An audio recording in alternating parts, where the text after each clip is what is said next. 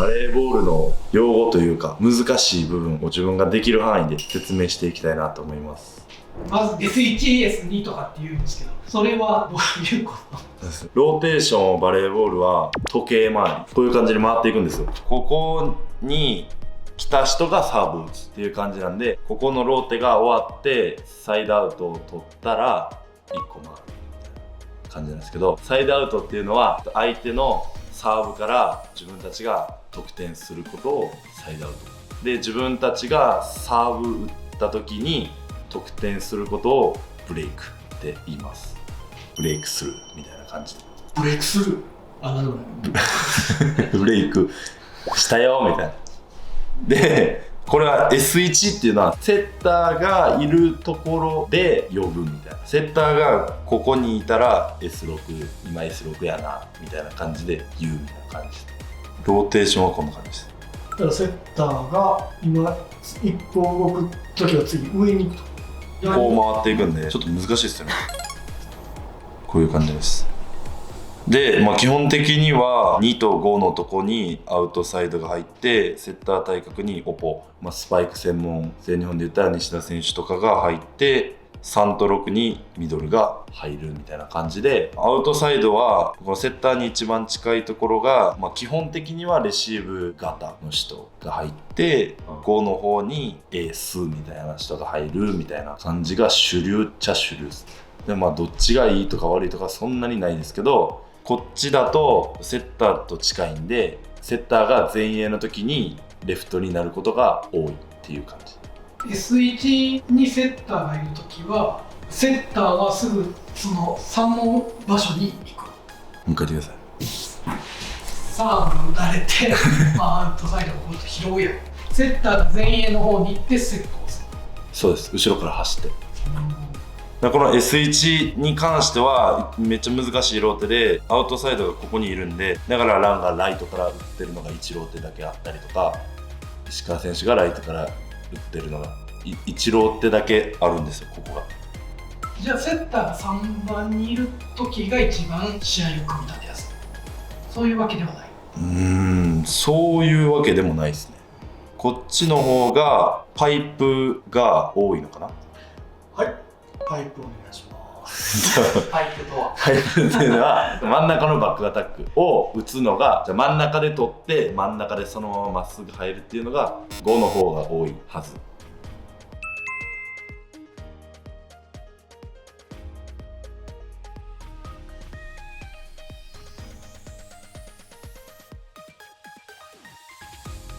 ローテーションこれぐらいにしておきましょう。で、とりあえず書いたのがハイブリッドサーブ。ハイブリッドサーブは、全日本で言ったら関田選手が打ってるようなサーブ、ジャンプサーブみたいに上げてフローターを打つみたいな。で、フローターを打つ時もあればジャンプサーブを打つ時もある、両方打つからハイブリッドサーブみたいな感じです。フローターサーブは小野寺選手とか山内選手が打ってるようなフローターサーブ。ジャンプフローターサーブみたいな。ノー回転で打つサーブ。で、ジャンプサーブがあって、今の全日本が前セットやってる2枚替えっていうのは、2枚替えのメリットとしては、セッターが前衛にいる時ってやっぱりブロック力が少し下がってしまうっていうので、その前衛のセッターとオポ、今出た宮浦選手を変えて前衛を3枚で攻撃できるっていう風にして、それだとセッターがいなくなっちゃうんで、また深津選手を後衛にいる西田選手と変えて、常に前衛3枚攻撃できるようにしてっていうのが2枚替えのメリットっていう感じです。わかります？ここにいる人らはブロックができひんってことだよね。後衛にいる選手はそうです。バックアタックでも真ん中のラインを踏んで打ったらいけないよって感じなんですよ。セッターはじゃあどこでもいけるって。そうか、打たなければいいってこと。後衛の時ですか？後衛の時は2をしたらダメなんですよ。こうやってピッて。だから前衛の時だけスパイクとか2とかを、そう後衛の時はダメ。意外とバレーボールのルールって難しい。難しいですか？パッと見て、全員がブロックしてもいいのかな。全員飛んでもいいんかな。そう。多分みんな初めての人とかは確かに。思ったりする。だからもうここで分かれてるっすね、完璧に。っていうことだよね。そうっす。だからこれが前に来ないと前で攻撃ができないんでっていう感じですね。でこれはディグって書いたのはレセプションっていうのが、まあ、相手のサーブを受けるのをレセプションって言って、まあ、大まかに言ったらもう全部レシーブなんですけど、ディグっていうのは相手のスパイクを拾い上げるっていうのがディグって言います。 A パス B パス A パス B パス、それは判断する人によってめっちゃ変わってくるし、アナリストとかによっても判断変わってくるんですけど、その A パス B パスの中でも A プラス A マイナスとかめっちゃ細かくて B プラス B マイナスとか、なんか自分もアナリストじゃないからあんま分からへんけど、セッターが一歩も動かない状態を A パスみたいな感じで、まあ、セッターが一歩ぐらい動くのを B パスで、まあAB パスが基本的にクイック使えますみたいな。で C、 ここら辺が C で D パスなんですけど、まあ、ここら辺はクイック使えないよね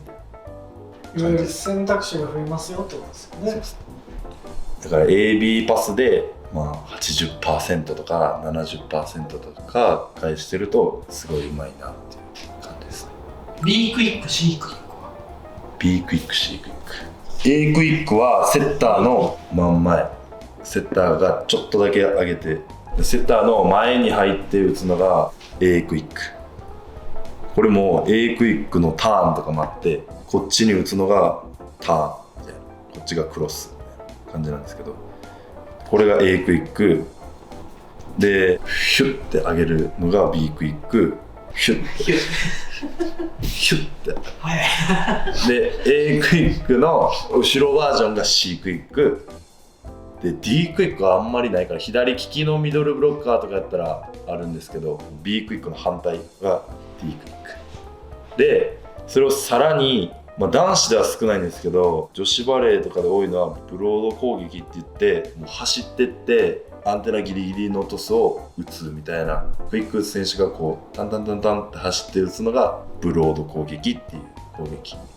自分の考えですけど、女子はバックアタックよりやっぱり前衛で攻撃した方が強いとかっていうのが多分あって、男子はやっぱりバックアタックでもなんかもう前に飛んでババーンって打つんで、ブロードに入っちゃうとライトのオポの選手の攻撃がなくなるんで1枚減っちゃうみたいな感じなんで、そんなに男子では主流ではないかなっていう感じなんですけど、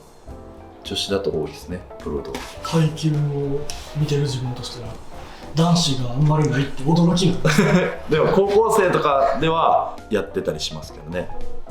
プロとかではあんまりないね、プロード。それはもうじゃあ全部セッターが決めるってこセッターが決めてたり、クイックに関しては打つ選手が得意不得意とか、これが持ち味とかはあるんで、そこを生かしながらセッターがどう組み立てるかっていう感じですかね。まあ、相手のブロックのつき方とか見て、ここはこっち使った方がいいとか、そういうので分けていったりって感じですかね。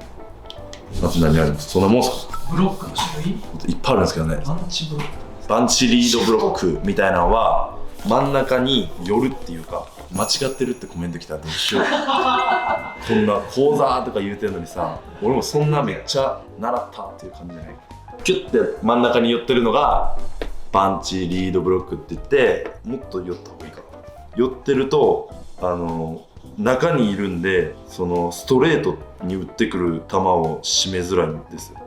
こう寄ってるとそうじゃないですか。ここが締めづらい。こう打ってくるのが締めづらいんですけど、そこはレシーブで対応してクイックとかパイプの攻撃とかをできるだけ防いで、あとはレフトライトに上がったクロスのボールを仕留めてラインを上げましょうっていうのがバンチリードブロックで、コミットっていうのは1対1の勝負みたいな。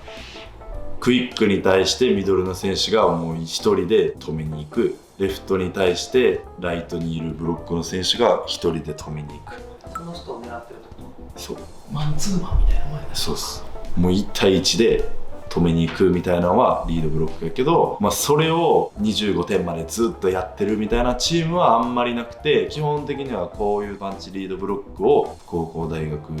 企業ってやってて、でまあここぞというところでクイックを仕留めに行ったりっていうので、コミットを試合中に 2,3 回使うとかっていうのがまあ大体。そのブロックのやり方はチームで作戦としてある。作戦としてあると思います。じゃあここはコミットで行くっていう作戦をするってこと。そうです。と宣言するのチーム内でそれはもういろいろやと思う、チームで。コミットか言ってたりとかあると思う。阻止の後ろで拾う人たち。そう後ろの人もこれそれが石川選手も言ってたトータルディフェンスみたいなブロックとディグの関係みたいな。ディグもやっぱりブロックが良くないとその全部上げれないんで、ある程度、ランが上げてるボールとかもここはブロックに任せてここはレシーブの責任っていう役割分担が決まってるみたいな。だからここやられちゃうとブロックが悪いよねみたいな。だから大体今のはブロックだねとか今のはレシーバーだねとかっていうのは選手の中ではそういうのチームの中で何にも知らなかったら弾いた人がみたいな感じのもあるんですけど、意外とブロッカー何してんねんとかっていうことがあったりとかもします。多分そういうのって初めて聞いた人は分からない基本ボールしか持ってないからゲスブロック。ゲスブロックっていうのは簡単に言ったら相手のセッターに引っかかってしまうみたいな。だからクイックに引っ掛けてライト上げたりしてクイックに飛んでしまったってなって相手がノーマークになってしまったとかあるじゃないですか。そういうのをゲスブロックってゲスしてしまった相手に騙されたみたいな。リードブロックを徹底してたら上がったとこに行きましょうっていうやり方なのにそこに行けてない飛んでしまったみたいなのはブロッカーの責任なんで、そういうのをゲスブロックって面白い合ってるかな心配やけど多分合ってる。ほんまにここが違うと思います。言われたらどうしようなもんかな。あと何がある、ドリブルとかね、なんでこれ止まったんやろとか、リバウンドとかボールリングとかなんで今のが取られてさっきのが取られへんかったんやろとか。ドリブルに関しては1本目を触るときにドリブルは吹かれないんですよ基本的に。そもそもドリブル。ドリブルっていうのはボールがこう2回触ったらダメじゃないですか連続でこうポンポンって。だからそれでオーバーの時にこうボールがこう回ってしまったりしたらこう触ってるみたいな感じになってアウトになるんですけど、1本目でそれを取られることはあんまりなくて2本目3本目が多くて、特に2本目セッターが触った時にボールがめっちゃ回ったりしたらアウトですみたいな感じで言われるんですけど、でそういうのも今はちょっと緩いのか詳しく分からへんけど縦にちょっと回るのは多分大丈夫。横に回っちゃうのはあんまり良くないとかっていう多分判断が多分あるみたいな感じ。それで審判の人がそ審判のれ回転を見てる。さじ加減それだけはチャレンジできる。できひんやと思う。ホールディングも1本目はいいの。それもこうパンって弾いてればいいけどこうやっちゃうともうアウトかな。それは1本目とか関係なくこう持つのはあんまり良くないから、それで吹かれないとかあるから、オーバーでもこれ持ちすぎたりしたらダメみたいな感じかな。体のどこでも返せばいい。返せばいい。でも床にボールがつかなかったらいいんで頭で上げてもなんか肩とかで上げて足で上げても全然問題ないですね。で足はもう最終手段ですね。基本的には怒られるって感じですかね手でいけみたいな足出す練習とかしてないよね。してないですけどとっさに出て落ちる方がダメなんで足でもいいですけど、手でいけるボールを足でいったりするとかっていうのはなかなかないですけど、どうしても足が出てつながるとかっていうのは全然大丈夫です。落ちてなければ。でそのパンケーキっていうのがあるんですけど床でこうやってこれもなんか聞いた話ではこういう 20% ぐらいだったらダメらしいんですよね。なんか 50% 以上当たってれば OK みたいな。だからそこら辺めっちゃ難しいけど、あとはもう大体もうこの上がったボールの回転とかで分かったりもするんで、そういうのも踏まえながら判断していってるって感じですね。難しいですね。もうその2回触ったらダメっていうのはブロックで当たってそれをもう一回自分が触るっていうのは OK ですね。ブロックはブロックは数に入れない。9人制とかやったら数に入れたりするんですけど6人制は数に入れてないんでブロックはノーカウントで 1,2,3 回以内に返す。相手のコート内に入らずに外に出てるやつはいくら追いかけてこう戻してもいい。誰かが弾いたボールとかそうですか。弾いたを相手のコートのアウトに行って取りに行くやつとかですか。あれは、アンテナの中を通っていったらもうダメですけどアンテナの外から相手のどっかに飛んでいったのを繋いでいくとかっていうのは大丈夫です。アンテナがあってもうその外を通ってれば例えば自分がレフトから打ちましたレシーブ飛んできましたアンテナの中を通ってきましたそれをつなぎましたはダメです。もうこっちのこうボールになるんで、アンテナの中を通っちゃうといい勉強でいいですか。難しい。多分解説聞いてても分からない人いっぱいいると思うし、解説の話はやっぱり専門的な用語とか多いからめっちゃ出てきますもん。自分も他の競技とか見てたら本当に分かんないですもん。ぜひ参考にしていただければ。分からへん用語大募集。分からへん用語はコメント返します文字で分かればでもだいぶ言いましたよね。間違ってたらコメントでお願いしますありがとうございました。